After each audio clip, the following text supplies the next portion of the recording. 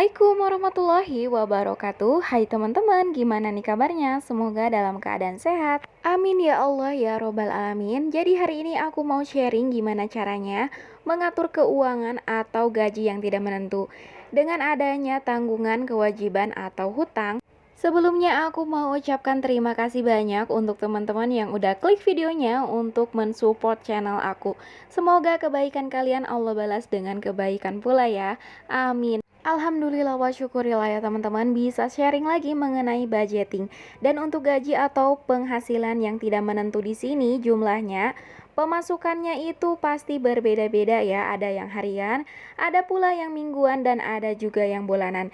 Jadi bisa ditiru caranya dan pembagian pos-posnya saja. Karena setiap orangnya itu pasti punya pengeluaran yang sama tapi pemasukannya berbeda. Istilahnya semua orang pasti mengeluarkan uang untuk kebutuhan setiap harinya. Dan ini langsung aja kita bahas untuk cara aturnya. Yang pertama itu catat dengan rinci pemasukan dan pengeluaran kita itu setiap harinya.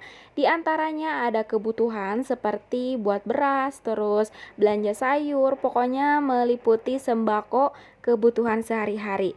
Dan untuk kewajiban seperti bayar kontrakan, listrik, dan juga tanggungan hutang, itu semua dicatat dulu ya bun. Semisal tulis aja dengan rinci kira-kira untuk beras kita itu habis berapa sehari atau seminggu, untuk lauknya itu berapa, untuk listriknya berapa. Dicatat semuanya menyesuaikan dengan pemasukan. Barulah setelah ditulis kita tuh jadi tahu pengeluaran yang over budget di sebelah mana dan pengeluaran yang bisa direm itu yang sebelah mana. Begitu ya teman-teman. Lanjut ini untuk poin yang kedua itu pilih metode budgeting yang tepat karena di sini jumlah pemasukannya itu berbeda. Jadi untuk penghasilan harian pakai budgeting harian, untuk pemasukan mingguan pakai budgeting mingguan. Dan untuk bulanan bisa pakai budgeting bulanan atau mingguan. Misalkan di sini karena kita punya tanggungan hutang atau kewajiban, dari penghasilan tersebut yang pertama kali kita pikirkan adalah gimana caranya membayar hutang. Jadi memang ya teman-teman ya, kalau misalkan kita punya tanggungan hutang ini harus menempatkan sebagai suatu kewajiban atau prioritas. Kalau sudah terpenuhi kewajiban kita barulah mengelola sisanya, diatur sedemikian rupa supaya cukup. Berhutangnya pun harus dengan kemampuan kita dalam membayar. Istilahnya itu harus mengukur kapasitas diri kita supaya tidak lebih besar pasak daripada tiang. Nah kalau udah terlanjur gimana nih bun?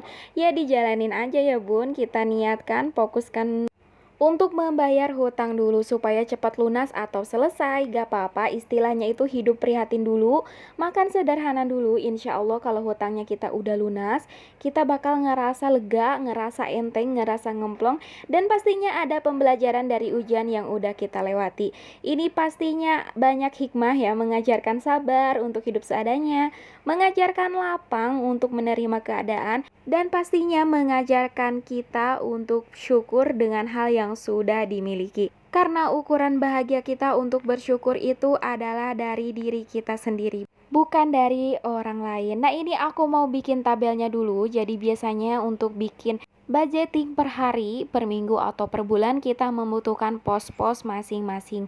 Di sini aku tulis untuk pos yang pertama itu pendapatan, itu jumlah kalkulasi pendapatan kita per hari, per minggu, atau per bulan.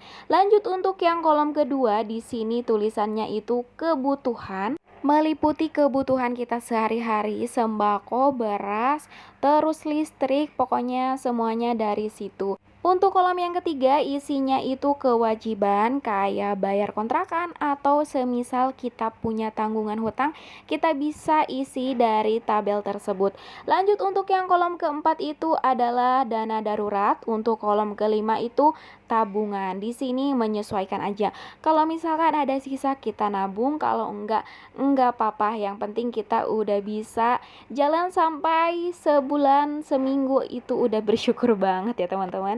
Lanjut di sini aku mau kasih contoh hitungan rinci untuk kewajiban. Semisal di sini ada hutang ya 300 per bulan, dan untuk listriknya misalkan 100 per bulan, dan untuk kontrakannya 500 per bulan. Ini adalah kewajiban inti setiap bulan. dijumlahkan menjadi 900.000 per bulan, dan untuk perharinya itu sebesar 30.000. Dan di sini juga mau aku contohkan ya teman-teman, pendapatan kurang lebihnya itu 100.000 atau 50.000, pokoknya semua pendapatan kita taruh di tabel yang pertama. Karena teman-teman, kalau misalkan kita punya tanggungan itu ya jangan muluk-muluk dulu gitu ya.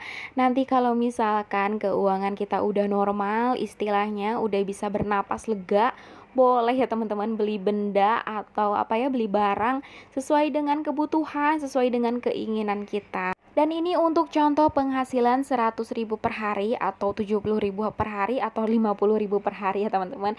Di sini ada untuk kebutuhan itu sekitar 40%, dari 100.000 itu 40.000, dan untuk kewajibannya 30.000, dan di sini untuk dana daruratnya 10.000, untuk tabungannya 10.000.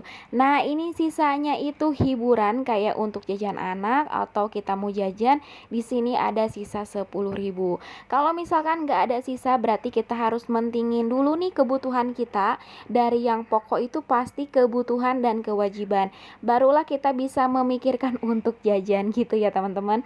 Dan di sini fungsinya untuk dana darurat itu, kalau misalkan ada kebutuhan ngedesek kayak ya kondangan atau kebutuhan pengeluarannya itu yang nggak terduga. Lanjut, di sini aku kasih contoh, misalkan untuk budgeting pemasukannya itu 1 minggu sekali. Semisal 750. Jadi untuk kebutuhan di sini kita tulis 325, dan untuk kewajiban kita tulis 225. Ini udah dibagi, dikali, dan dikalkulasiin dengan pengeluaran bulanan yang udah tadi kita tulis sebesar 900.000 per bulan ya teman-teman. Dan di sini untuk dana darurat kalian bisa pakai 50.000 atau untuk tabungan 50.000, bisa juga 100.000. Menyesuaikan aja. Kalau misalkan minggu ini kita pengen jalan-jalan atau jajan, ya berarti tabungan kita 50.000, dana darurat kita 50.000. Kalau misalkan nggak ada rencana kemana-mana, jadi budget tersebut bisa kita taruh di dana darurat dan juga di tabungan, begitu teman-teman. Dan ini untuk pemasukan 50.000 per hari, kita menyesuaikan aja ya dengan pemasukan dari Pak suami. Semisal kalau hari ini 50.000, berarti untuk kebutuhan itu sebesar 20.000, dan untuk kewajiban kita taruh 10.000, untuk dana darurat 10.000, dan untuk tabungan 10.000. Jadi memang untuk budgeting ini harus penuh dengan kesabaran, ketelatenan ya teman-teman. Dan itulah tadi contoh budgeting untuk penghasilan tidak tetap. Semoga bermanfaat. Wassalamualaikum warahmatullahi wabarakatuh.